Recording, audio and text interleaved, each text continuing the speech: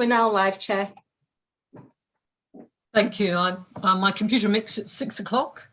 So does my wristwatch. Wristwatches are almost redundant these days with computers. I'm Councillor Jane Scullion. I'm Deputy Leader of Calderdale Council, and I will be chairing the meeting this evening in the absence of Councillor Swift. Welcome to all who are attending and all who are watching. And I wanted to make some preliminary remarks before we start the meeting proper. And the first is that this is the last cabinet of the municipal year cycle. And I wanted to say thank you to everybody who's worked alongside us this last year. And I wanted to say good luck to all of those who are standing again. And thank you so much for all the work and all your service to the community for those who will be leaving us at this election. I've also got some things I've been asked by the Head of Legal Services and the Monitoring Officer to say before this meeting. The first is that unfortunately there were 2 minor administrative errors on the agenda. So I wonder if the members of Cabinet could just correct their agendas. You should have had something on email. The first thing to say is that the agenda which went out originally said that there was admission of the public for all of the items, that none of the items were exempt. In fact, 3 of the items on this evening's agenda are exempt. And just for the avoidance of any doubt, I'm going to read out the precise advice. Section 3. Admission of the public. This meeting is open to the public except that under section 100A(4) of the Local Government Act 1972, it is recommended that the public be excluded for the following items of business on the grounds that they involve the likely disclosure of exempt information as defined in the stated paragraph of Part 1 of Schedule 12A of the Act, namely items 12, paragraph 4, labour relations, consultation or negotiation, and for items 13 and 14, paragraph 3, discussion of financial or business affairs. So if members of the Cabinet could please correct their agendas for those items, those final 3 items. There is also, I have been reminded, the need to remind yourselves as members, both Cabinet and those other members attending, thank you, that we're in the pre-election period. And there's a need to avoid the perception being given of the council promoting a particular political position due to the meeting being carried through a council platform. The monitoring officer adds helpfully, that means that overtly political comments should be avoided. Very hard for all of us actually, but I depend upon you to be on your best behaviour this evening so that we can get through the agenda. Thank you. Okay, if I could go on to the agenda proper. The first item is apologies for absence. Apologies for absence have been received from the leader, Councillor Tim Swift. Thank you, Kirsty.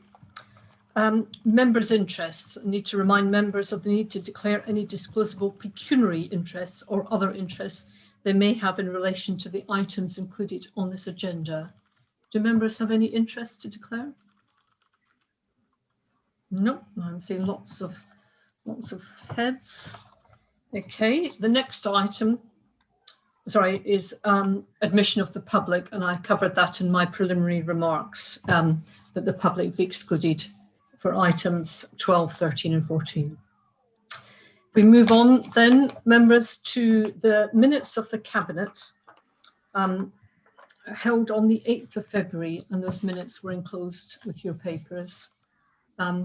I'd like to propose that they are a correct record. Would anybody like to second the minutes? Councillor Metcalfe, thank you very much. Are we agreed that they're a correct record? If people could show. Thank you very much. Okay. Straight on then to question time. Now there is also another thing to mention about the agenda. The question of question time was included in the agenda in the usual way. In fact, I understand from the monitoring officer that questions from the public are not allowed in the pre-election period. So if there are questions, I assume that have been received by the monitoring officer, then officers will deal with them separately outside the meeting. Thank you. I must say for the members attending the meeting that I will, of course, be very happy to take questions at the appropriate time on the relevant items on the agenda, as usual. We could move on then to item 6 on the agenda, and that's Police Scrutiny Board, detailed review of economic inequalities arising from COVID-19. And this has come from our own Police Scrutiny Board, and I understand that Councillor Kavanagh is here to present the work of the Scrutiny Board to Cabinet tonight. Councillor Kavanagh. Thank you, Chair. I'm just going to introduce the report because obviously you've all got it and I've been instructed I've got 2 minutes, so I will stick to my 2 minutes. But the aim of the detailed review is obviously to add value by bringing the real lived experience of people in Calderdale into the council's recovery planning process. So we ran 17 Zoom focus groups that were focusing on 5 groups of people. So disabled people, women, Black, Asian, minority, ethnic and refugee people, young people, and people working in insecure and low income jobs. And the reason we chose those 5 groups was that national reports and data explain that those 5 groups of people's financial and economic situation was being disproportionately impacted by COVID. So the report that you've got obviously details the specific experiences of those 5 groups. And it also spells out lots of issues that relate to intersectionality. So groups that were experiencing a multiple range of issues, how that impacted on them during COVID. The additional survey that we did brought in 357 returns.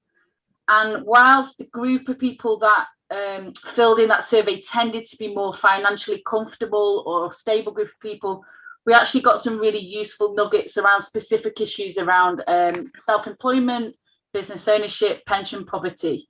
So you've obviously read the main report and annexes, and I know that Cabinet and offices are really busy, but what I would urge is after today, in the findings, the focus group findings, there's actually a massive wealth of information in there.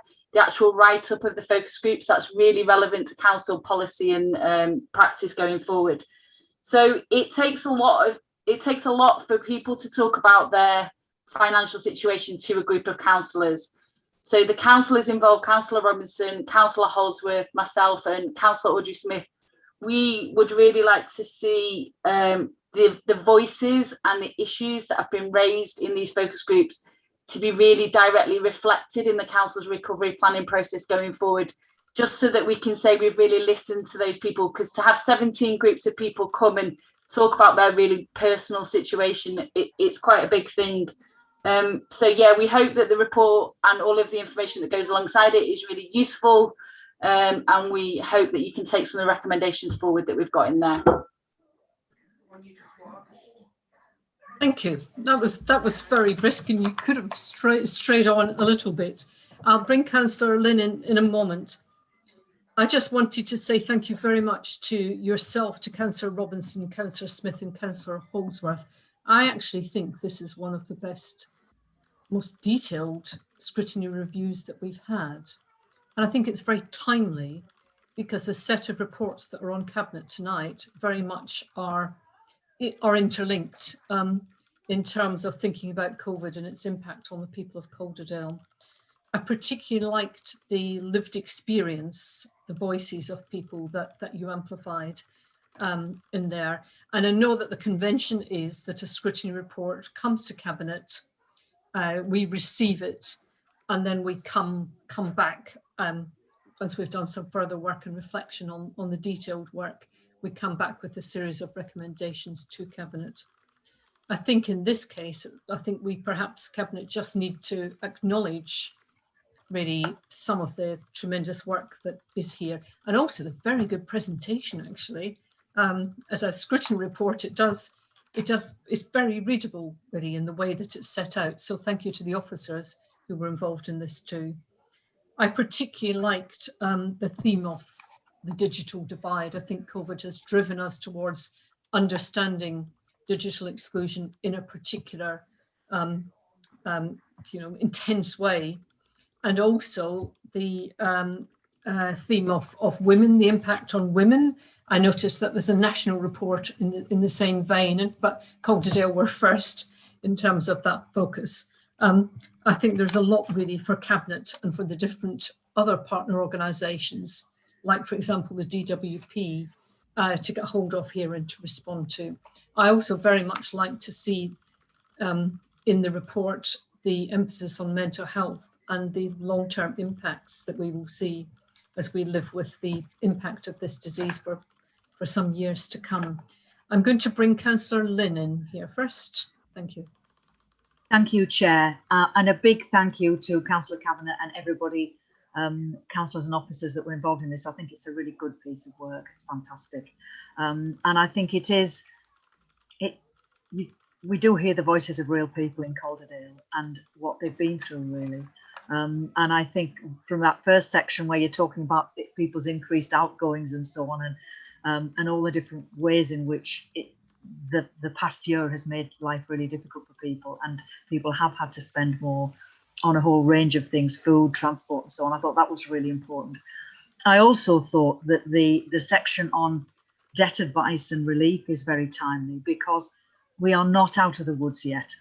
And as the furlough system, draws to a close and so on, there are real fears that some people may actually lose their jobs. In fact, there's some quite moving, there's one or two quite moving pieces in the report about people who have already lost their jobs and the impact that's had on their family life. So I think there are some quite important challenges and recommendations really about debt advice and relief.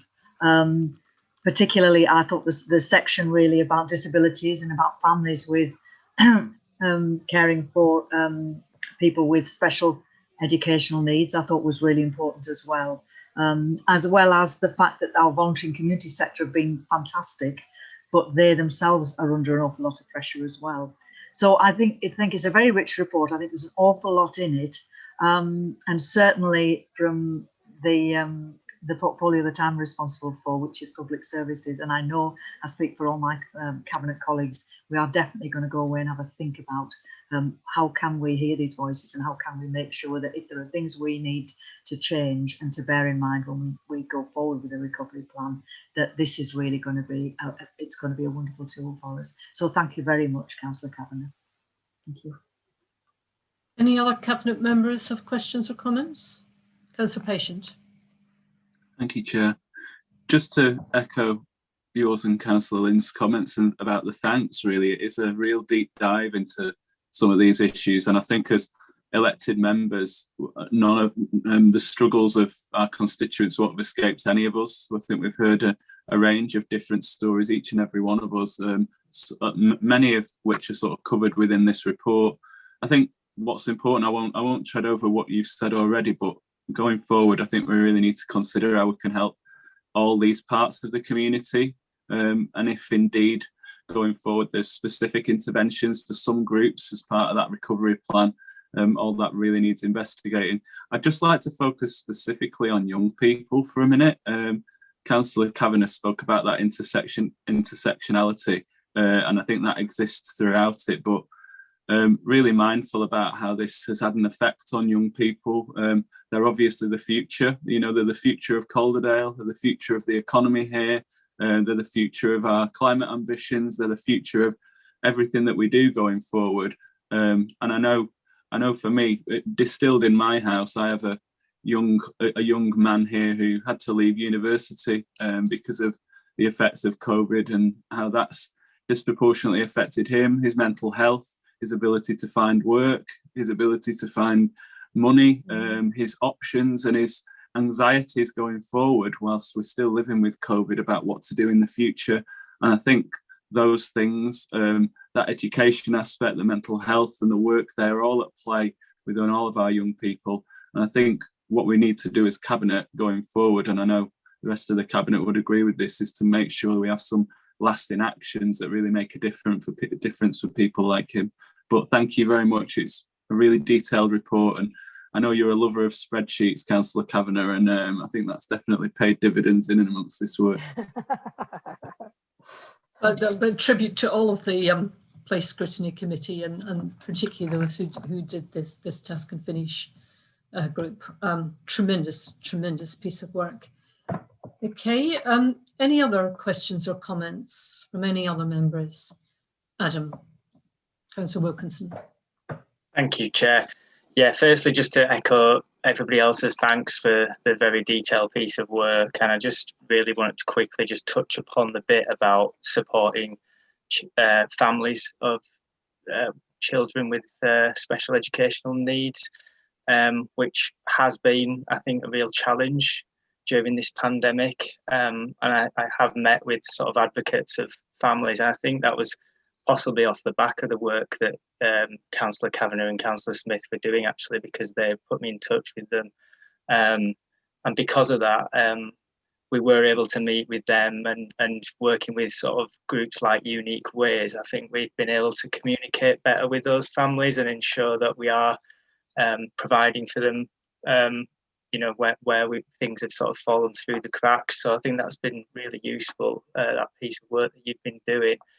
And it has been a real challenge to make sure that we're sort of ensuring that we're providing for those families so that they can access the education that they're entitled to, whilst at the same time making sure that our special schools are safe, you know, and working with our public health colleagues to make sure that, you know, we're not putting staff at risk and we're not putting children who are often medically vulnerable at risk either. So that has been really challenging. And I'm sure there will be more that we can learn from the report that you've done, and that we'll come back with a more detailed response. But thank you for the work that you've done. Not seeing anybody else indicate, I'm very happy to propose the recommendations. Oh, I beg your pardon, Councillor Lee, I beg your pardon. Would you like to come in? Thank you, Chair. We were using hands in the usual manner for this. Councillor Carter and I both had a hand up. Thank you. I do agree. It's a comprehensive and a very well thought out report. And what's relevant here, the report, I think, as you've said, Councillor Scullion, is itself very well presented. And because it's so well presented, it tells me that it's been ready for a little while. And so my observation on this is, I would have liked an earlier copy. I think members would have benefited from an earlier copy, just so that we can read it and properly digest it and understand it. There's a lot in there. And, you know, the team that have put it together deserve every compliment for that. But because it's so comprehensive, I would have appreciated more time to really understand this. And I always think that that would lead to a more comprehensive discussion if we knew a lot more about it, which only time could have given us. And I think this arrived 2 or 3 working days ago. So that's just an observation for the future. Thank you, Chair. Thank you. I think the full text without the design was available at the previous Place Scrutiny Committee, or the one before. Councillor Kavanagh is indicating that it was. So the text has been available. Councillor Carter, apologies for not seeing you earlier. I beg your pardon. Okay, Chair, that's fine, thank you. Just a couple of things, really. It doesn't say within the report how the respondents were identified, which I would have liked to have known how we identified the people to put as part of the survey. And a couple of things going forward, I think, building on this report, maybe there's a couple of areas that could have been focused on. I know it distinctly says that pensioners per se were not part of the survey. I think overstate retirement age, I think it would be important going forward to get their views, you know, for building things going forward. And also, as you are aware, the council have had a list of people who were part of the extremely vulnerable group right from the beginning of COVID. and they as a group, they're not necessarily disabled, and they can be all ages, from very young going all the way up through the spectrum. I think their experiences of COVID being in that extremely vulnerable group could have maybe had been able to influence this report as well, because I think I suppose I should declare an interest as being one of them. I guess as being part of a group like that, you are experiencing something totally different to everyone else in the community, in so much as your vulnerability and the fact that you're not allowed out at all. You know, most people were allowed out even if only to go to a shop, whereas that wasn't available. And the mental health issues that's derived from that. And I do know the council do have a list of all those people. So maybe going forward, that is something that could be picked up to add on to this report on a building up. Because whilst we're now going to be out of COVID from, is it today or is it Thursday? We've had so many different days. I don't know whether it's today or Thursday. While we're out of that restriction, I think there will be a heck of a lot of people within that group who are terrified to actually go anywhere and do anything, which could have been useful on the build up for this report going forward, of how that is catered for from a public health perspective. I think there's all useful suggestions. I think it's already quite a comprehensive report, but a point absolutely taken, and I'm sure that's work that is going to be done going forward. Councillor Kavanagh, I wonder if you could come back on the methodological questions. Yeah, Not too much detail, perhaps. Yeah, no, I won't give too much detail, but just to say, so we went through voluntary community sector organisations that exist and work directly with those groups.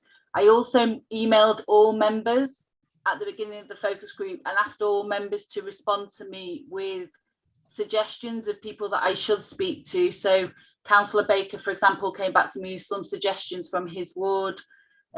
So certain members came back to me, certain members didn't come back to me. So we went through voluntary community sector organisations, groups already established, council officers signposted us to groups that they work with or services where they were working with people, and we asked members for recommendations.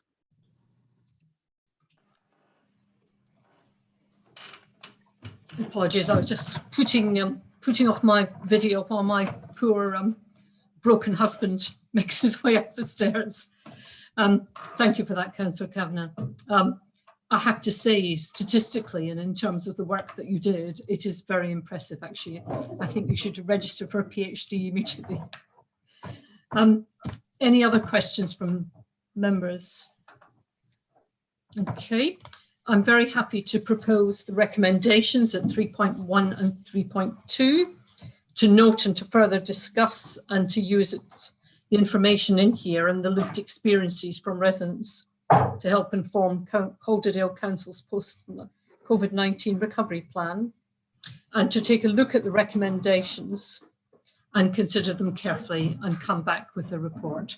Councillor Lynn, are you happy to second that proposal? Of course. Yes, of course. Thank you. Can I see all members in favour, please? Thank you very much. And thank you, Councillor Kavanagh. You're very welcome to stay for the rest of the meeting. Please feel free, or feel free to slip away at any time. Thank you very much. And our thanks to your colleagues on the group. Really superb piece of work. Okay, if we can move on then, folks, to the next bit of the agenda, which is the West Yorkshire and Harrogate Health and Care Partnership and their report on tackling inequalities for Black, Asian and minority ethnic communities and colleagues and staff. So this is not, it's about an inward focus onto staff, employees, and also an outward focus onto communities. And normally Councillor Swift would be the person who provided an introduction to this report that's in front of you this evening, because he is in fact the chair of the West Yorkshire and Harrogate Health Partnership. So I will do my best to represent some of the things that he said. The report in front of you this evening comes from the work of the West Yorkshire and Harrogate Care Partnership. For those of you who are not familiar with it, involves partners in health, in the health service, in the healthcare system, local government. I think 7 councils are represented, and other partners, including very strong voluntary sector involvement. And the partnership's work actually covers 2.7 million people. That's the 5 West Yorkshire authorities, Craven and Harrogate. And as I say, the partnership board is chaired by Councillor Tim Swift.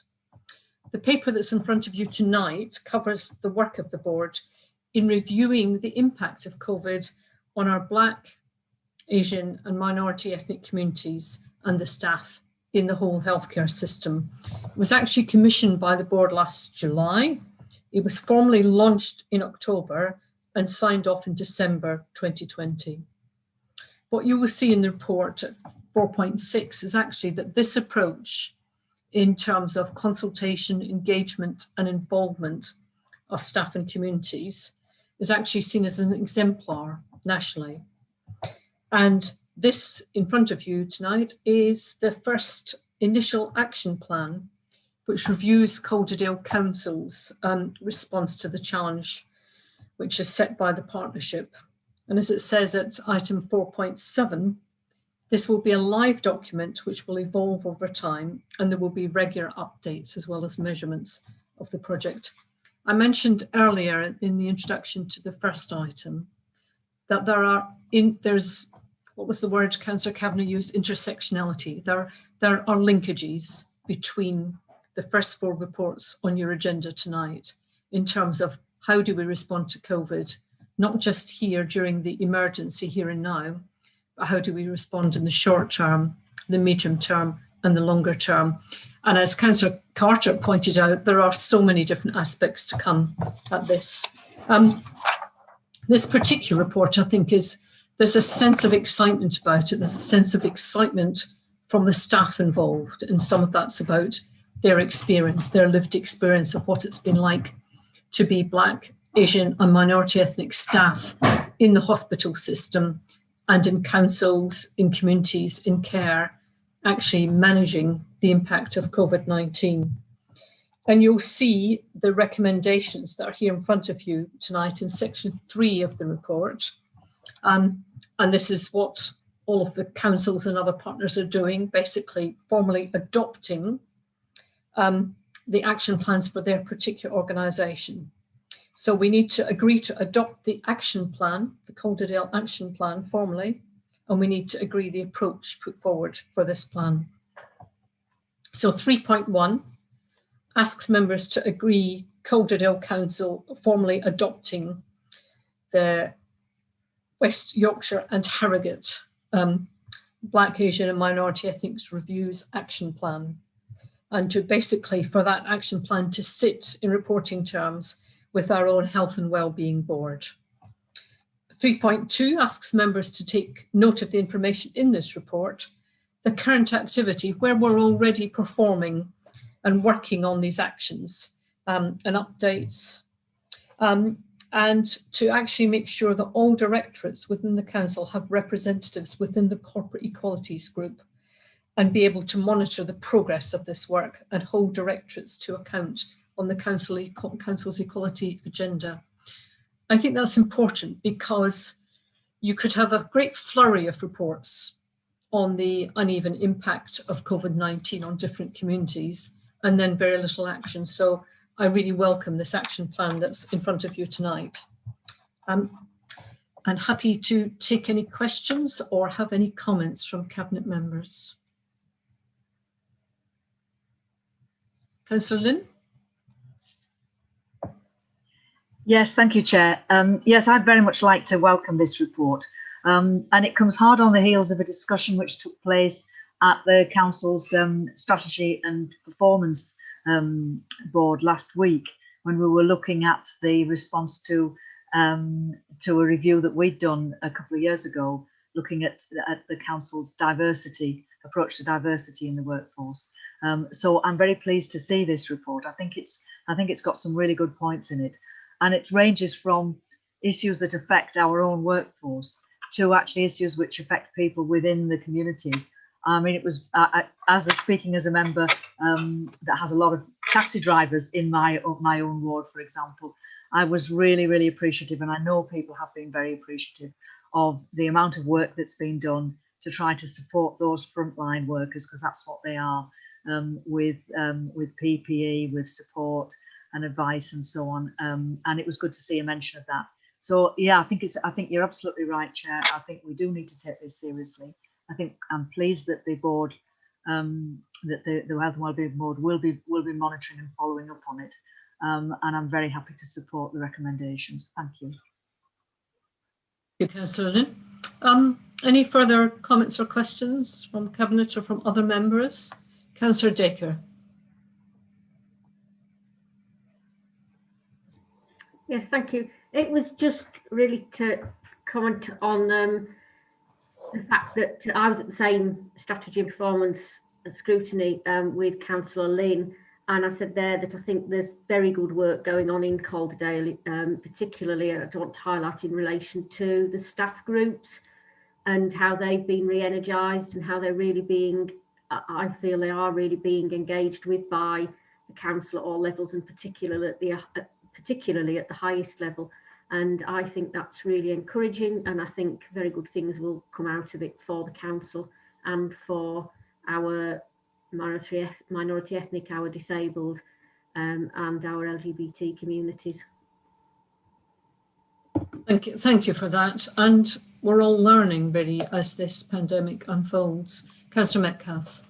Yes, I just wanted, amongst all the recommendations, which are really quite wide and important in all the contexts, I just wanted to particularly highlight recommendation 15, which is talking about working together to coordinate, lead and measure progress in reducing inequalities in mental health by ethnicity. It's interesting what the partnership action lists to do that. Establish a public mental health lead role, working across partnership programs, and also then to look on and just see the work already taking place, and no doubt we're building on this that Calderdale's already carrying out. So I thought that was a particularly strong recommendation, which really will improve and share good practice. Thank you. And I think that links to the point that was made earlier about by Councillor Patient about a focus on children, and not just children with special educational needs, but a focus on children more generally as we begin the process of recovery. Thank you. Anybody else? Kirsty, I'm looking to you to help me if anybody else is indicating and I don't see them. No, okay. Councillor Lee, sorry. Councillor Lee. Thank you, Chair. There's just one item in this report that I'd like to highlight and draw to your attention, and that is it's a dot point about a housing-led recovery. I think it just precedes the section that starts COVID-19 in the community. And it's simply that refers to what it says, a housing-led recovery. There's been a lot of debate about the housing needs in Calderdale, which are still ongoing. And I specifically don't want to get into the politics of that for obvious reasons. But I do think that there are different views being put forward by a number of different groups about the number of houses we need. And that could be subject to change. And so if a linchpin of this economic recovery report is that it will be a housing-led recovery. Councillor Lee, sorry to interrupt, but I think you have inadvertently moved on to the next item on the agenda, and we hadn't quite finished with the West Yorkshire and Harrogate health report. Terrible. I'm terribly sorry, and I promise not to repeat what I've just said on the next agenda item. Yeah, I think On the report that's under discussion, no comment. Thank you. Thank you. Okay, I wonder if we could then, members of the Cabinet, I'm very happy to propose that we accept the recommendations in this report. Could I have a seconder for that? Councillor Patient, thank you very much. Can all those in favour show? Thank you, members. And thank you to those who did the work on the report. I look forward to seeing the updates. And there's definitely a sense, as Councillor Dacre said, of you know, things being listened to and understood better. Thank you. And we can now move on, I think, to the inclusive economy report, eagerly anticipated by Councillor Lee. And I think this is the penultimate one from me. And as I said before, these reports really are a set of beginning to lay out plans from the Council and its partners in terms of beginning the recovery process. I wish we had been able to start this at the end of last year, but the pandemic unfolded in ways that we didn't expect at the end of last year. If I could just say very few words of introduction of this report, because clearly people have read it and seen different iterations and heard different iterations of some of the issues that are rehearsed within it. And I think the first thing to say is that we will be feeling the effects of this pandemic for a long time. This has been mentioned in the other reports that have been brought in front of you tonight. And this report is from the COVID Recovery Group, which of course includes the public sector partners like health, business community, representatives from the education and skills sector, and of course the voluntary sector have done such fantastic work during the pandemic. As part of this report, the group very much looked at the existing strengths and assets of Calderdale, and also tried to align what we have in this inclusive recovery report with the West Yorkshire version. There is also a West Yorkshire economic recovery plan. So trying to align some of the things that we're doing in Calderdale with the wider West Yorkshire plans. And we looked primarily at 3 priority areas for action, which are very much themes. One is about reducing inequality and addressing poverty. It's particularly important to make sure that local people and businesses have the support and the skills that they'll need to prosper in the future. Sustainable towns, I think we've all seen how our different market towns have really, in different ways, both suffered and at times thrived because of the pandemic, because of people working at home and not travelling into the cities to work quite so much in terms of Leeds and Manchester. But they really need to still recover and need to rebuild and cement some of the successes and mitigate some of the problems and losses that people have had. And of course, we're very grateful to the money from government for the various town initiatives, and that will really help us to support that recovery. We want to also, as part of that, take action on climate emergence. It's not growth at any cost or recovery at any cost. It's got to be a fairer recovery. And some of the things that we need to embed from the pandemic are going to be very difficult, like changes in travel behaviour, return to public transport, different kinds of lifestyles that people might have to have, like working from home being the obvious example. In terms of what the paper sets out, it sets out a series of actions to take now and over the next 4 years. And I think that's important that it identifies what we can do in the immediate future, all things being equal, and what we need to actually build on for the next 4 years to get us to a new place. And in terms of the statistics about the impact of COVID, we already know that there's a real increase in unemployment and take-up of universal credit, and that Calderdale has appeared in a number of national reports as one of the worst areas impacted due to the nature of our economy. We've got a high percentage of people in retail, we've got a high percentage of people who work in hospitality, and that's going to take some time to recover, even after the release of lockdown in the next few months. We know, and we've heard from Councillor Kavanagh and her colleagues' report, there's an impact on poverty and inequality, increase in people accessing debt advice from the Citizens Advice Bureau. And we know from hearing those lived experiences how difficult families are finding it.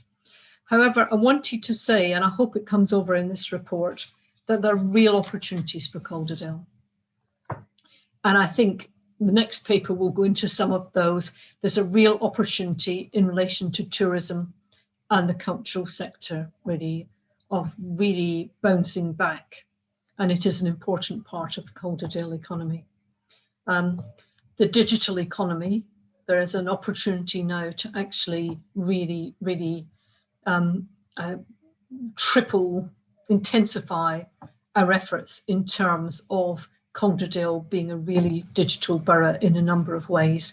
We talked in the other reports about crossing the digital divide or decreasing the digital gap. We can do a great deal more than that in terms of helping businesses and our cultural offer really thrive.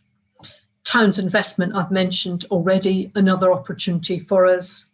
And infrastructure investment, one of our strengths is the fact that we have fought for money from West Yorkshire Combined Authority, and that has really helped in terms of giving us an investment to go forward. The new station, a railway station and bus station for Halifax, I think will place us in good stead. So a number of opportunities, a number of strengths, a number of challenges, and those are laid out in this report. And I'm very happy to receive any comments or questions. I have already written down Councillor Lee's points that he made, and point entirely taken. Any cabinet members want to add anything to that? Councillor Dacre. Well, yes, the report refers to, and as you sort of hinted at, it refers to Calderdale working with the town's fund boards in Calderdale, and I'd certainly, as the co-chair of the Todmorden board, say that I hope that we will have a constructive and fruitful relationship with the council as we go through that process of, I hope, when we haven't heard yet, we've put our bid in, we haven't heard, but if we do get money, then I hope that it will be a fruitful relationship and that both of us will gain from being able to work together and linking in with the need to build back after COVID, which is, it's part of when the town investment plan has been drafted, that's been one of the themes running through it. Thank you. Councillor Patient. Thank you, Councillor Scullion. Just to come back a little bit at the housing ambition within there, just to reflect really on Robert Jenrick's comments about housing at the tail end of last year, following the consultation about plans to regenerate England's cities with new homes.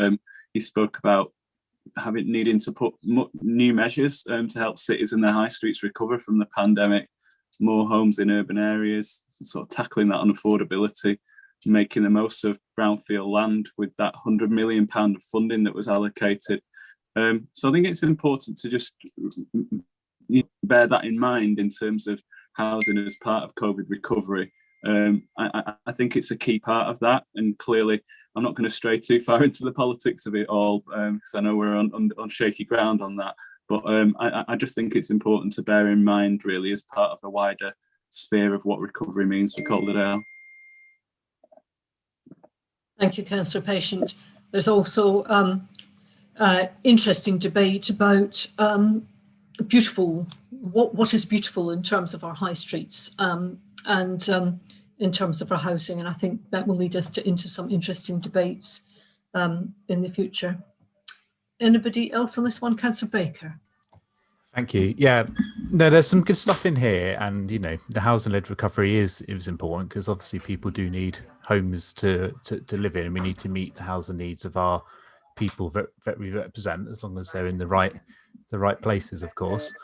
The point I just wanted to pick up on was on town boards, really, and they do a lot of good work for places that have town boards, but in terms of coming up with a strategy and regeneration, in terms of thinking about the places that fall outside of town boards, what is there in terms of a mechanism to engage those communities in the regeneration agenda? Because I'm aware some authorities, such as our neighbouring authority in Bradford, have got area committees and they provide some mechanism for kind of regeneration to go through. So I just wondered if any thought had been given to that, really, in terms of developing ideas outside of those places. Thank you, Councillor Baker. And you raise, it's a very good question, and you raise some very good points. And I think areas like your own Worley, and indeed places like North Halifax, actually, places which do not have a market town, have in many ways attracted less funding, less capital funding, etc. And you're right that things like ward forums and so on haven't necessarily always been the vehicles for some of that discussion about how we might further develop those areas. So I think you raised some interesting points, and I really think that Cabinet need to take them very seriously as we go forward. Thank you for that. Councillor Carter next, and then Councillor Lee. Thanks, Chair. Councillor Baker, stolen my thunder. Been a big problem.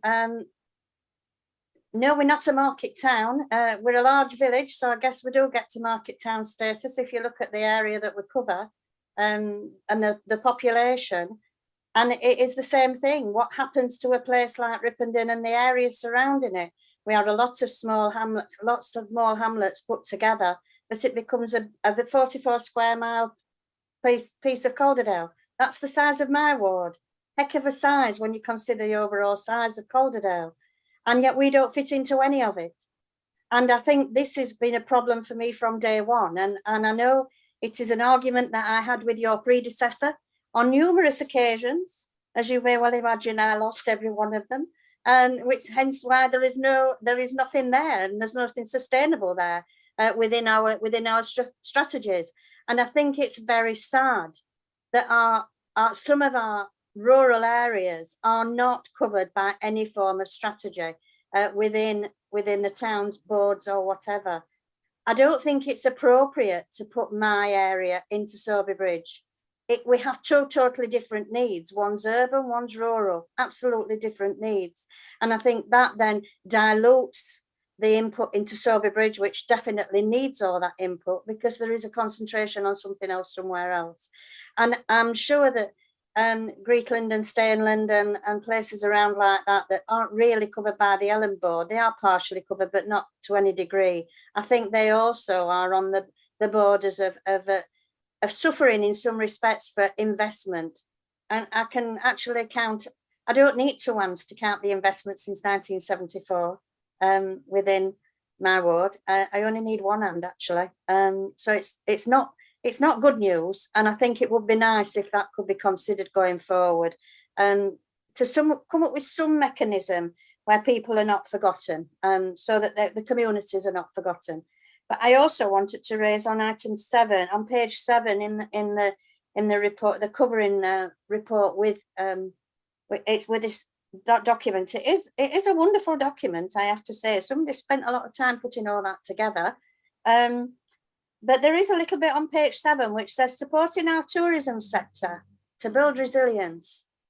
I would hope that in the next fiscal year of the council, they are in a position to actually hold a meeting with our tourism sector, and the tourism board is reinvented. It hasn't met for over 2 years, and I think that is something that really needs to be built on. I'm going to have to mention it again in your next report, unfortunately, because I do think it is, you've already said at the beginning of this report, how important the tourism sector and the cultural sector are to the recovery of this area. And I do feel that there should be it's very difficult to put a tangible impact onto a tourism board, but I do honestly feel that facility of tourism providers to speak together and have that intercourse with council officers in a more of a relaxed environment actually is very beneficial to how things are delivered. And so I would hope that the tourism board can start and meet again. But there are various other things in there.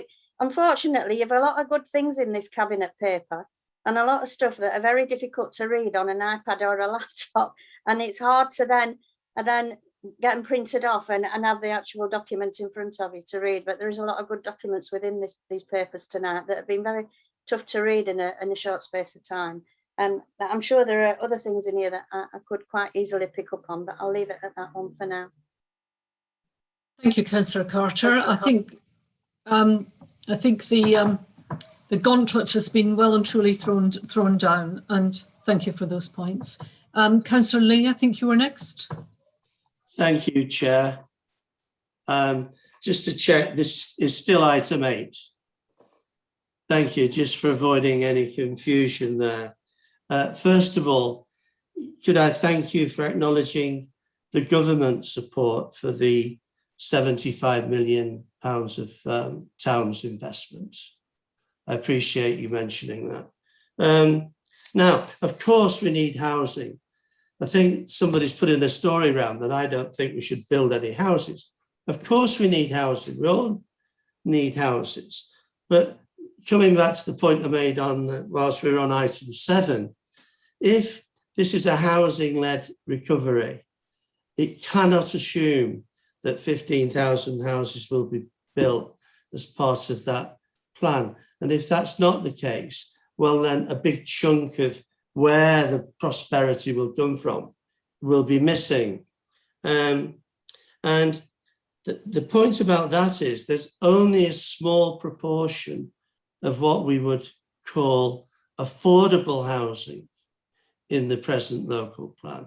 And that is also being discussed. It's an ongoing debate, and I realise that. But I think that affordable housing is very important to Calderdale. It's been stressed in the report. Affordable homes for households to buy and rent for all ages. And in view of the doubt about the numbers and the lower proportion of affordable housing in that plan, I would ask, could we give more consideration in this report for affordable housing where required, as it says in the report, for all ages and all people. And I think that needs to be understood. There's some threat to that because of the ongoing debate about the total number of houses and the percentage of affordable housing. Thank you, Chair. Thank you for those comments, Councillor Lee. And of course, we do have current examination of our local plan at the moment, and we shall see how that unfolds. But there are other vehicles, perhaps, in terms of thinking about housing into the future. And I think the Cabinet entirely hear what you're saying in terms of the need for focus on affordable homes and on a diverse range of ways of actually providing us with those affordable homes. Thank you for that. Anybody else on the inclusive economic recovery report, inclusive recovery report? No, I'm very happy to propose the recommendations, which I shall get in front of me in one moment. There are at 3.2, and there are 1, 2, 3, 4 of them. The first is to note the intention of the Recovery Board to reinvigorate our partnership structures by creating a new inclusive economic recovery board, and certainly we'll take Councillor Lee's comments into consideration and that. 3.22, that the new inclusive economic board will take the lead in pushing this plan forward. 323, that these plans will be progressed across the whole of Calderdale, working with Town Board funds, Climate Working Party, Anti-Poverty and other key partnerships, including the Health and Wellbeing Board. And Cabinet should note the points that were made by Councillor Carter and Councillor Baker, that we also need to attend to. We need to think about how we address the issues in places like North Halifax and Worley. And then finally, 324, that this report should be seen in conjunction with the other key reports that are being brought to this Cabinet meeting. I think there is, given there are different authors of the 3 reports we've seen so far about recovery, there is really quite remarkable read across and intersectionality. I'm going to use Councillor Kavanagh's word. I'm not sure I could spell it, but I'm going to use it a lot from now on. Okay, can I see those in favour of the recommendations? And I didn't get a seconder. Can I please make sure that we have a seconder named for that? Councillor Lynn, thank you very much. And that was a show of hands. Okay, if we can now move on to number 9. Calderdale Economic and Cultural Recovery Programme. And I think that's you, Councillor Lynn. Yes, it is. Thank you very much, Chair. And thank you for the reference that Councillor Carter made to the importance of tourism to our local economy. And I'd just like to begin by saying that a recent study into tourism and its value in Calderdale highlighted that back in 2019, when we were all thinking about we're all aware of the gentleman Jack effect, the cultural contribution really to our economy was estimated to be pushing up towards £400 million in that year, which is really quite special. And as part of our plans for thinking about how are we going to recover, people have been working quite closely with the West Yorkshire Combined Authority to try to think about their wider West Yorkshire approach to recovery. And partly as a result of the extensive work that's been done by officers, particularly by Bobs, it has to be said, we've managed to secure a part of what's called gain share funding from West Yorkshire Combined Authority. And that means that we've actually been allocated part of a new single investment fund at the Combined Authority. And the funding allocation is per capita, because this is funding which goes right across West Yorkshire. And our share of it is going to be just over £453,000. And we've also identified a further £220,000 that can be put towards the Cultural Recovery Programme through business and skills and enhancement of various cultural grants. So what are we proposing in this report should go into our programme for recovery as far as the cultural and creative sector is concerned. Well, first of all, we're going to try to pilot a sector-specific business support programme that targets the creative and cultural industries, because we're very strong in those in Calderdale. The length and breadth of Calderdale, we've got lots of people and individuals and so on who are involved in this particular sector, and it does have a very strong impact on our town's economy and our visitor economy. So the activities that are being proposed here to be brought forward is that there'll be a Welcome to Calderdale campaign, showcasing the creative and cultural industries being back in business, so saying that they are back in business. There's going to be an events and festival programme, which will be linked to the town's recovery plan that we heard about in the last report. And there's going to be an inclusive creative growth small grants programme, which hopefully will yield some good work. And we're going to have a think about how culture can actually play a part in revitalising our high streets, possibly with creative use of empty premises in that respect, and a major events and festival programme. And I'm very excited to be able to announce this. We're hoping that we can secure 2024 as a year of culture in Calderdale. So there's been a lot of work that's gone on during the pandemic to try to work with key partners and so on. And there's a lot more consultation is going to be undertaken as this strategy moves forward with key key sectors within our communities and so on.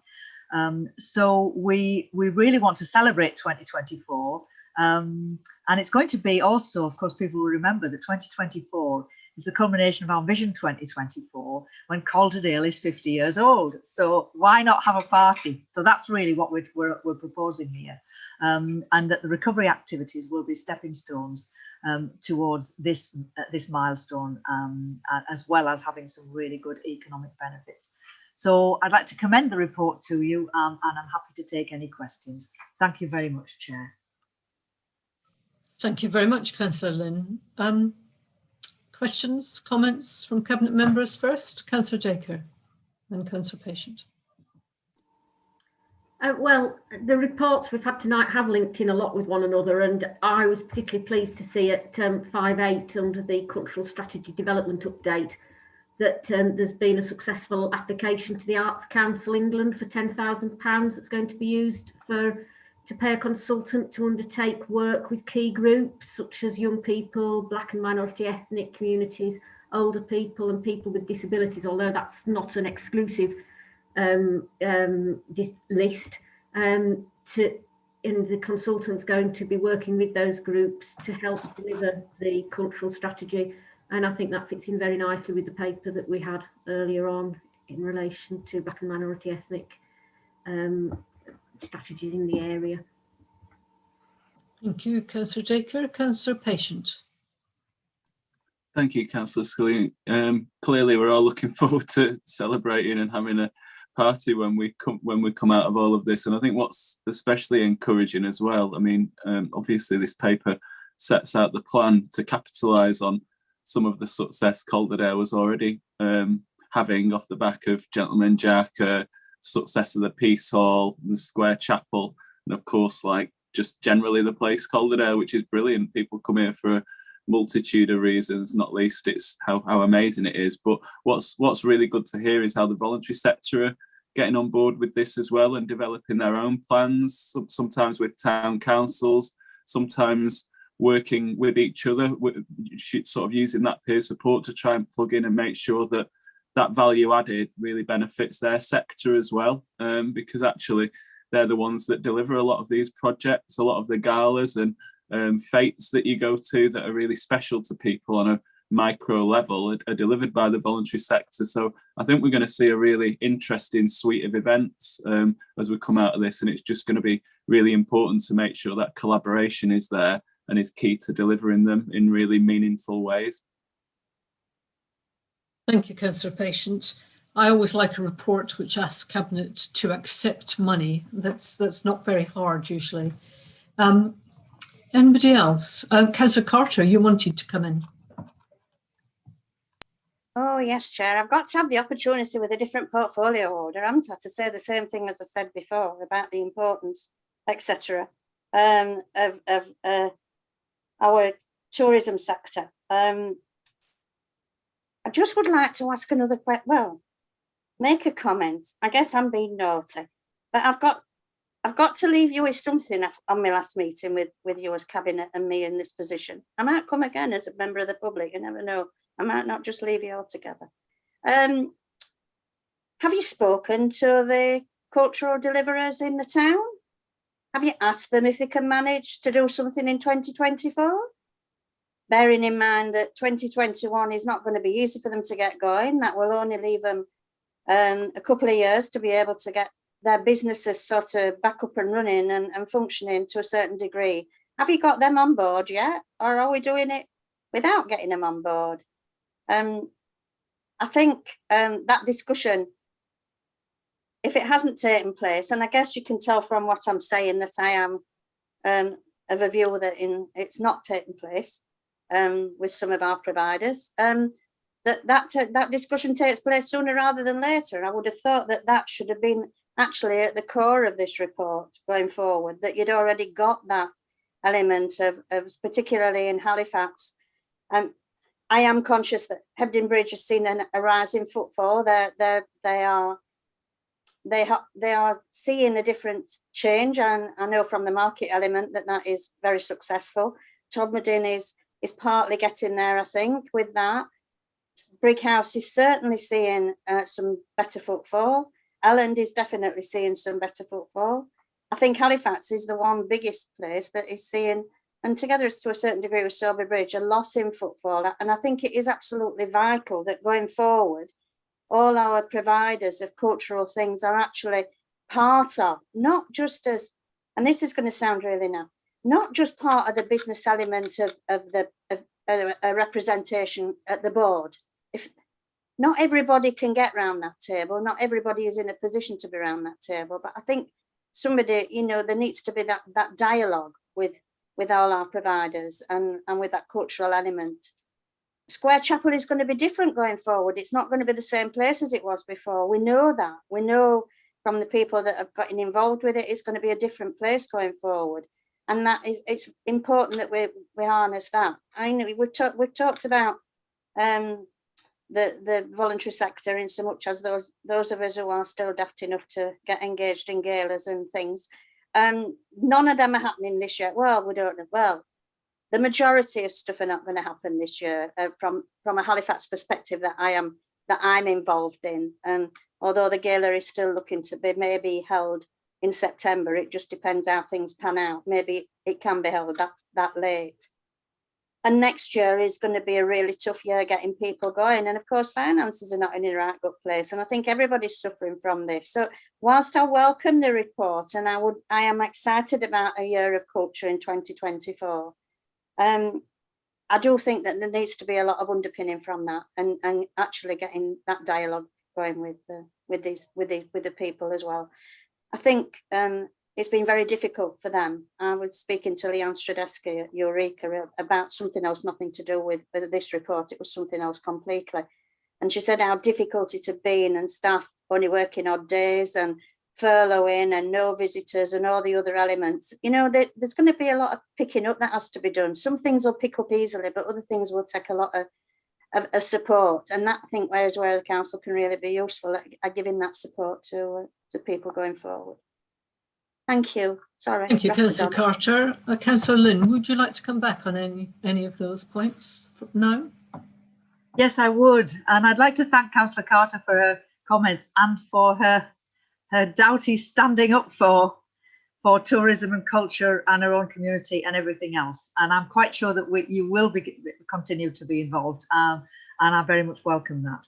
Yes, you're absolutely right. It is really important to talk to people throughout Calderdale that are involved in some of these things, and I can assure you that some of those discussions have already started in a tentative way. But now that we actually know if this report is approved and we do accept the money that's coming our way, then we really have got an opportunity to go back to people and to spend some of that money in a really constructive way. And the grants programme, I hope, will be really, really useful for exactly some of the people that you have talked about. So I would very much commend this report to you. I hope we can all get on board with it. And I think it's going to give us something to look forward to. I would also just like to end by making reference to Councillor Carter's sort of final point in relation to Eureka Museum, which is which is a real jewel in the crown as far as I'm concerned for Calderdale, and I know has had a tough time. And in fact, I did hear Holly Lynch MP make some comments about that in respect of that only last week. So I fully accept that it has been very tough for some of our leading cultural exponents, but I hope very much that Cabinet will feel able to accept this report. Thank you. Thank you, Councillor Lynn. Councillor Lee and then Councillor Baker. Thank you, Chair. Two points of agreement I'd like to offer. First of all, I share Councillor Lynn's very kindly comments about Councillor Carter. I won't amplify them today. I'm sure there'll be more said before we let her go eventually. But thank you for that. And secondly, I'm pleased to agree with Councillor Scullion. Absolutely delighted to agree with her, because if I could vote tonight, I would be really delighted to accept £450,000 in funding. One of the easiest votes I've ever been asked to participate in, I would say. But two serious points. Not that they weren't serious, but more serious points. I do share the Councillor Carter's concerns about full consultation of large cultural organisations in Halifax, which, as far as I know, maybe haven't been asked to participate like I would have liked. And so we should have another look at that, I think, because it might need just tweaking a little. And the other thing is, this £453, just so everybody's clear on this, yes, appreciation has been offered to Wicker a couple of times in presenting this, but I should say that this gain share is residual government money, and remind everybody that the system works, that the government passes money to Wicker, who distribute it in West Yorkshire, and we benefit, as we are with this £453 when that happens. And that Wicker itself is not a source of funding as such, it merely distributes it. And so I welcome this £453,000 of taxpayers' money from the government to do what we will in Calderdale to benefit our residents. Thank you, Chair. Thank you once again, Councillor Lee. Councillor Baker. Thank you, Chair. So, yeah, the point I wanted to make on this, one of the points I think was answered, because there was a bit about consulting with diverse groups, and I just wanted to make the point that we need to remember all of the different groups under the Equalities Act which have protected characteristics, not just those listed in the paper. But you did say it wasn't an exclusive list, so that kind of did actually answer that point. The other thing is really about considering as well kind of social economic factors and poverty, because poverty is not just something that affects people financially, it's also about access to things like the arts and culture. And, you know, I'm painting you well, I was walking around a bit of Pelham today, a bit around Asda, and you know, you kind of witness some of the poverty when you're walking around. And I was thinking, how long has it been since people in that part of the borough have had a, you know, artistic event on their doorstep? It tends to be, again, the market towns where a lot of these festivals and events are held, or the, you know, at the Peace Hall in the centre of Halifax. And it'd be nice really if we could think about this cultural programme, if we could actually tackle some of that, getting out there into some of the places that don't normally have access to this type of art and culture right on their doorstep, and actually make people feel a bit, it would instill a bit of pride, I think, in some of the kind of suburbs of the borough and some of the places that perhaps don't get as much attention. So that to me could be really exciting if we think about that as well, and how we include everyone in Calderdale. So I guess it's just a bit of a plea when drawing up some of the details that we consider that. If I may, Councillor Lynn, I think Councillor Baker makes a very good point, because there are the large organisations in Calderdale, fantastically successful and precious to us, really, jewels in the crown, like Eureka, like the Square Chapel, like the Peace Hall. I think it is important that in taking this work forward, that the free events, the feel-good events that you can turn up with a family and you don't have to spend much more than a drink or an ice cream, things like the rush bearing in Sowerby Bridge, 1940s in Brig House, Lamplighters in Tomredon. Really, there's quite a lot, really, and it is important in terms of the recovery that we do give some thought to events that are free for people to come in, and to take Councillor Baker's point about whether we can look at areas previously untouched as part of that recovery plan.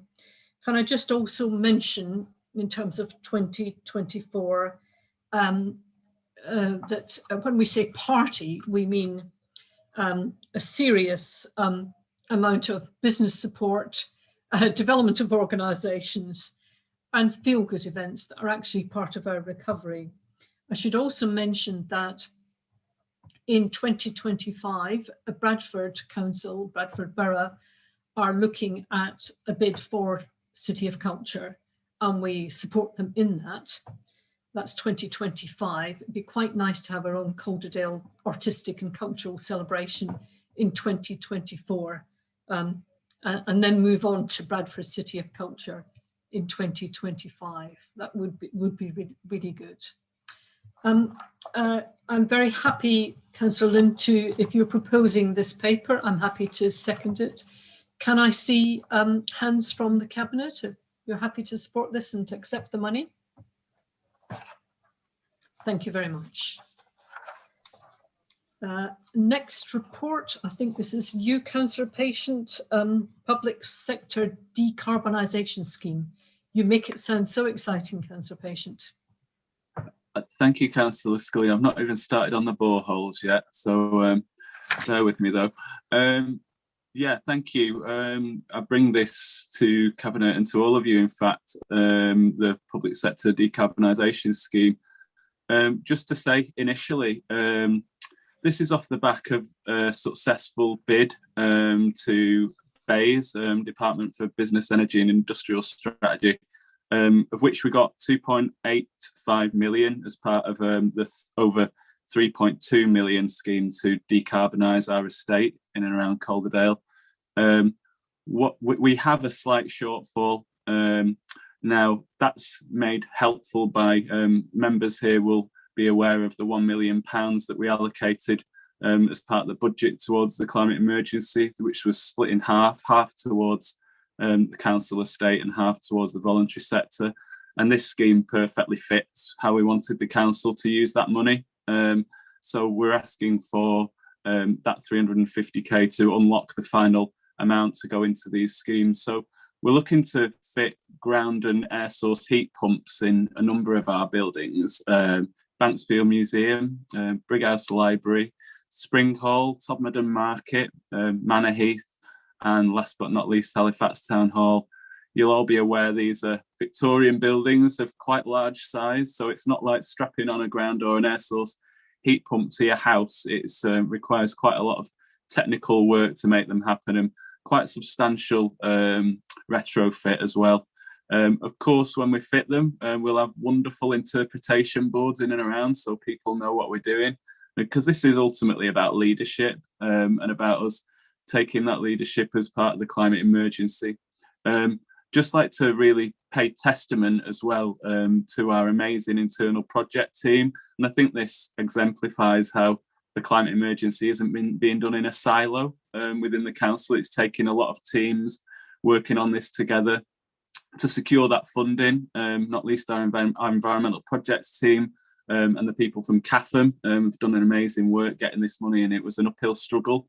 And this is the final amount of unlocking really that we need. So geotech surveys are now in progress in and amongst all those sites. Land search has been completed and no problems have been raised.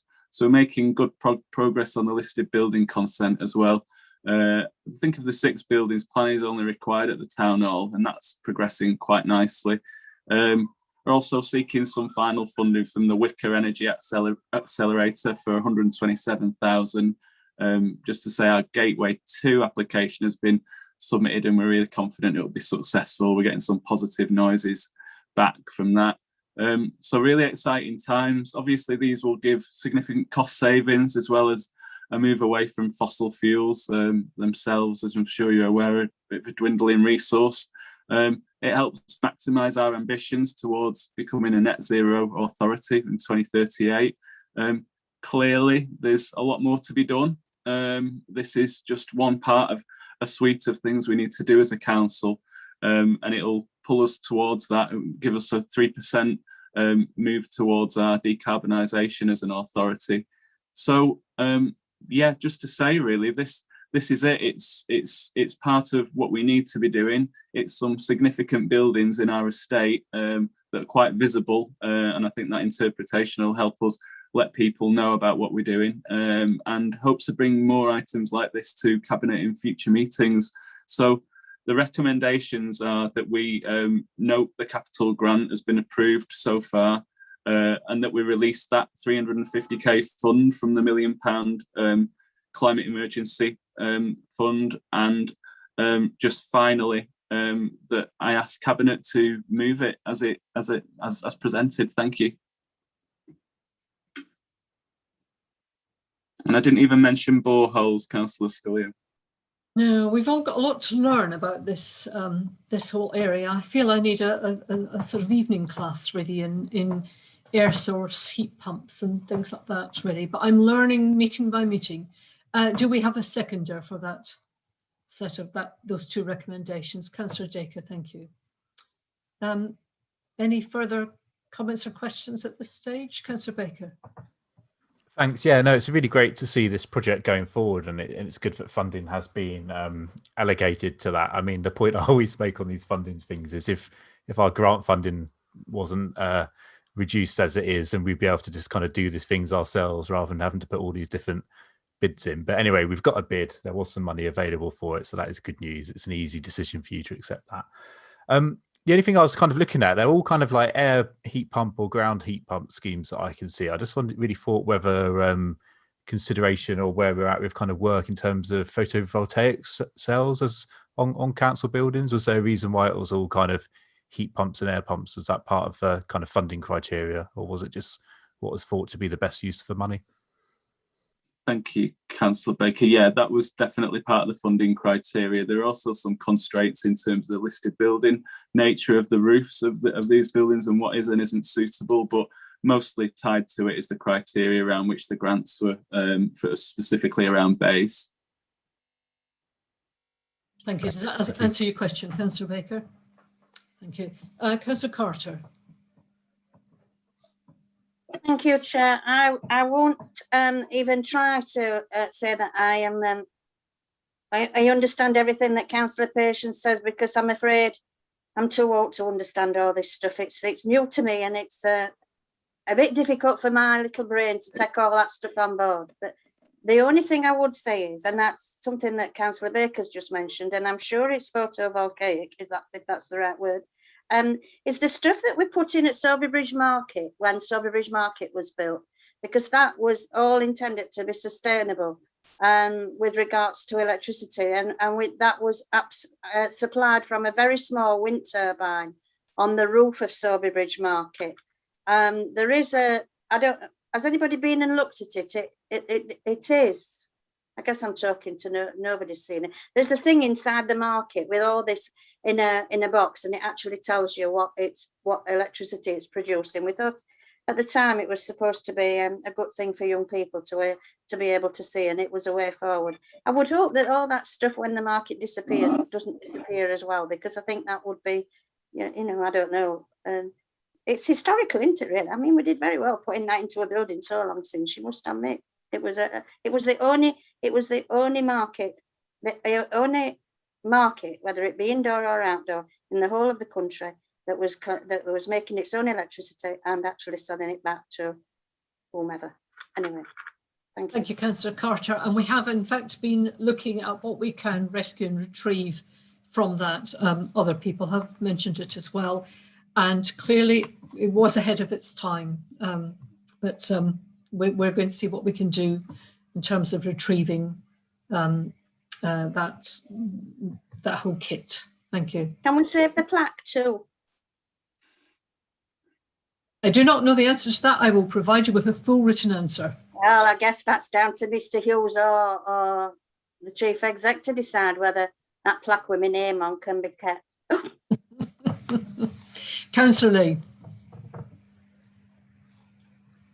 Thanks, Chair. Just a further comment. I'm sure Councillor Patient will be aware of this, but in the same way that we were ahead of our time, as we've just heard at Sowerby Bridge Market, we could get ahead of our time in some aspects of this, because a real big thing now, probably everybody's aware of it, is the use of mass storage units, the batteries, new technology in batteries. And these are designed to accompany variations in wind or solar powered energy like we've been hearing about. So when the sun doesn't shine and the wind doesn't blow, the batteries that have been charging up while they are blowing and shining can be used to even it out. And it's a lovely, elegant solution. And I wonder, Councillor Patient, whether in our, I think we've got a meeting tomorrow of the group, we can try to incorporate that sort of forward thinking so that we get all of the energy paid for by using advanced technology. Thanks, Chair. Thank you, Councillor Lee. I know that battery storage has been discussed at length. I think there are some limitations on some of the historic listed buildings in terms of that. But Councillor Patient, I'm going to let you come back on this without getting too technical and lengthy, and then I'm going to draw this discussion to a close. Okay, thank you very much, Councillor Lee. Yeah, clearly a number of our buildings already, and we've got, it doesn't work for the council anymore, but Robert Bayliss was part of, was instrumental in putting PV on a number of our buildings, including Princess buildings. In fact, you can get a nifty little app that shows you all the energy usage in and around those buildings and how much they're generated. And we do have some battery storage as well in and around that, but clearly we need to do more. So I take your point, yeah, and I think that's something we can perhaps explore further tomorrow. But I mean, nothing more to add really, just aside from saying that it's been quite an achievement securing this money.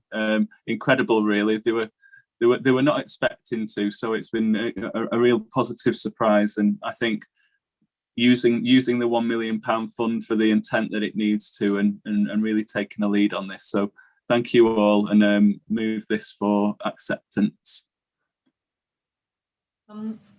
Councillor Jaker seconded, I think. Can I see all those in favour show? Thank you. Thank you, Councillor Patient.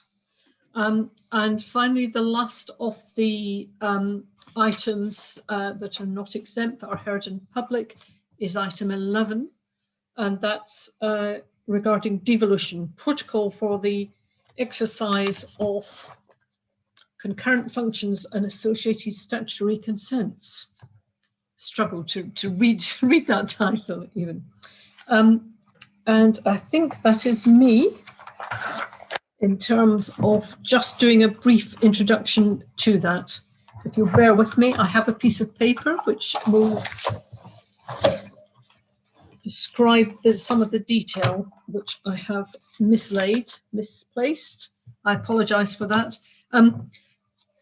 Let me just retrieve from my memory the things that were useful in terms of pointing you in the direction of the importance of this paper. The two recommendations that are here are, first of all, to adopt the protocol on concurrent functions and associated statutory consents at Appendix 1 to this report. And 3.2 says to delegate authority to the Chief Executive in consultation with the leader to agree and make any subsequent changes to the protocol. Each of the West Yorkshire authorities are signing off the protocols in each of the 5 councils, and the protocols are, you'll see at the very end, a space for each of the councils to sign off these protocols. I'm not sure we're quite finished with the papers to do with the devolution and the statutory functions. You've already seen some of these in Cabinet, and there are some more to come, I suspect. The purpose of the protocol is to promote cooperation and collaboration between the combined authority and the constituent councils in a spirit of partnership. And although we don't tend to use the word these days, it's about the principle of subsidiarity, of making sure that decisions are made in the right place, what's made within the council and what's made at the West Yorkshire Combined Authority level, and also to try and make sure that we don't duplicate the work of each other's bodies. And so I'm happy to propose this report. I'm sure you've read it in absolute detail and can quote. Councillor Carter, you wanted to come in on that? Yes, Chair. I'm sorry, because this is going to sound really, really not nice, but I can't let an opportunity go without airing something that I find is very disquieting. Policing has always been the responsibility of the Home Secretary in the UK, and as such, that is an elected MP.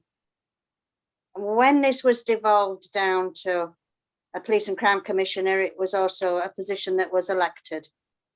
And technically, this position for policing is gone to the Mayor, which again is an elected person. And I feel that policing should be absolutely something that is taken on by a person that has been elected by the community. And it saddens me that there is in this paper, it says that policing is going to be devolved to the Deputy Mayor. Two things sadden me on that is the fact that it's going to the Deputy, so it gives it, you know, if you send something to a Deputy, is it important? Is it an important function of the Mayor? If the Mayor gives it to the Deputy, it gives it a connotation that I'm not sure I'm happy with. But the other thing is that within the mayoral office and within the mayoral setup, there is absolutely no reason why the deputy should be an elected person, because the only person that she can have that's, if whoever, I shouldn't say that, should I? I'm preempting the result. I'm being practical, I think. The only person that can be put in there is either a councillor within the West Yorkshire area or a non-elected person. And I just feel that by putting it down to a deputy level, it's devaluing the importance that the police play in our community and their value as individuals and how we should be looking at them. And I think it should be a direct function of the Mayor to show that whoever is the Mayor really respects the police force that works so tirelessly for people. For the community, and give them the respect that they should have from that level, and not that it be given to a deputy.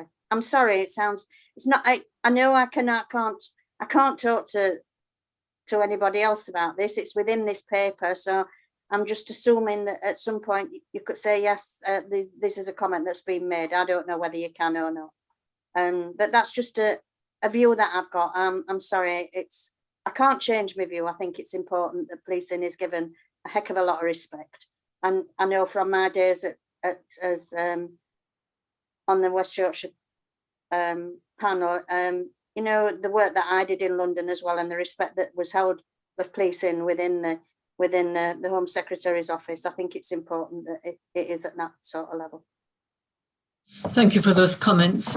Councillor Carter, I have now found my note, and I don't think it says anything different from what I said earlier in terms of the best approach to governance in terms of these protocols and the exercise of the concurrent functions by each of the authorities.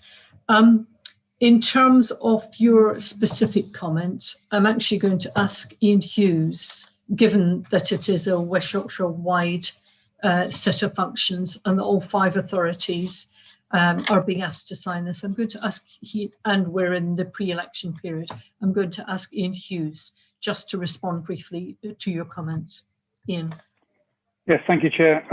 The creation of the Deputy Mayor post, or the taking on the Police and Crime Commissioner functions, is incorporated in the statutory order, so it isn't a position that can be changed or reviewed by constituent councils, and it would require some further position being taken by Parliament as to the review of the order should that position need to be changed. So I'm afraid that is not within the gift of Calderdale Council or within the West Yorkshire Councils to change that within the order at this stage. Chair, I wanted just to bring to members' attention as well that this paper was taken to Governance and Business Committee on the 22nd of March. Obviously, not sufficient time has elapsed for the minutes of that meeting to come to Cabinet as they would ordinarily. I think it's important just to mention that there was a comment made by Governance and Business Committee about the delegated authority that rests with the Chief Exec in consultation with the leader about amendments to the report. But I think the committee was then satisfied that the provision in the protocol, which requires there to be an annual review of the terms of the protocol, means that there would be further cabinet involvement and member involvement in any review, and that any significant amendment would also require the consent of all of the West Yorkshire authorities. So Governance and Business Committee felt that there was appropriate check and balance contained within the protocol as it currently is drafted. Thank you, Mr. Hughes. That's extremely helpful, and I wasn't aware of the governance and business discussion and decision. That's actually added a bit of clarification to that. Thank you. Could I then move to asking for a seconder for this? Could I just come back? Could I just come back on one comment? Could I just ask, is that statutory order the same for every mayoral authority, or is it just on the Calderdale, just on the West Yorkshire one? I think it's different, slightly different for each of the mayoral authorities, but Mr. Hughes will be the expert on this. Yeah. It is slightly different for all mayoral authorities, but I think that point would be picked up and dealt with in the same way should the situation arise again.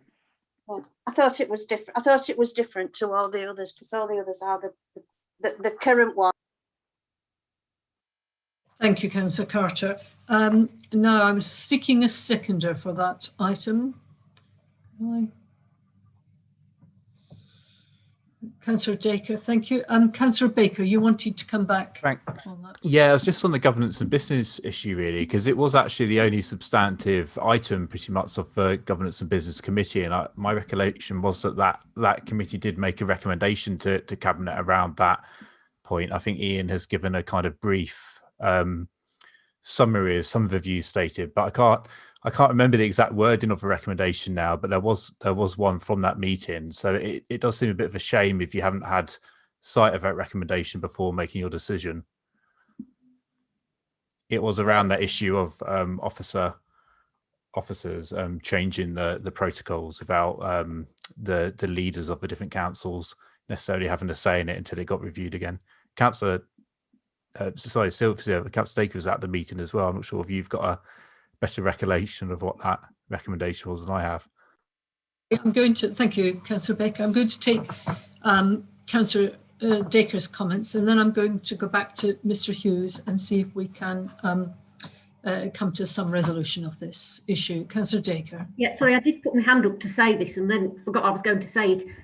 What Governance and Business actually said at the end of the discussion, which did go on for a little while, about various options, was that they would accept, they simply asked that any changes to the protocol that were made during the year go to Governance and Business during that year for them to note, in the knowledge that they would then be reviewed effectively by Cabinet at the end of the year.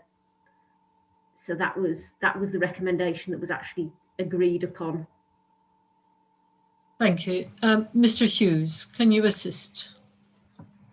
Yes, that's a fair recollection, Chair. I was looking to summarise the fact that the debate that did take place at Governance and Business Committee did conclude, as Councillor Dacre has said, with some comfort being expressed by the committee that so long as the matter was to be reviewed by Cabinet, and the process that we have for a report of that type would be that it would be taken to Cabinet from Governance and Business Committee, so both of those bodies would be engaged in the annual review process. Do we need to recognise that within the recommendation, or will that simply go to Council with the Governance and Business minutes in the usual way? It will, Chair. There's no change to the recommendation before Cabinet, and the protocol already includes that review process. Right, okay. In that case, I'm going to move to recommendation 3.1 and 3.2 within the paper. And I have actually lost track of who seconded that. If I'm the proposer, who is the seconder? Is it Councillor Dacre? Yes. Yes. Okay, Councillor Dacre, thank you very much. Can all those in favour of that recommendation, please show. Thank you. There will now be a slight pause, I think, as we've come to the end of the open items on the Cabinet agenda, and we now move to the exempt items, which means we have to turn off the live stream.